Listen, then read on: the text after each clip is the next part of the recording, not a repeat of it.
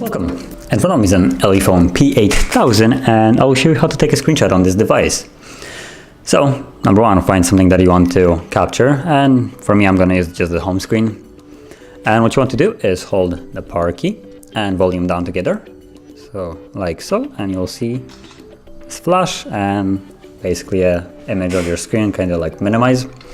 And now, screenshot should be in your photo gallery. As you can see, it's already in a folder called screenshots, and there will be 2 of them because I did this once before. And as you can see, there is a screenshot.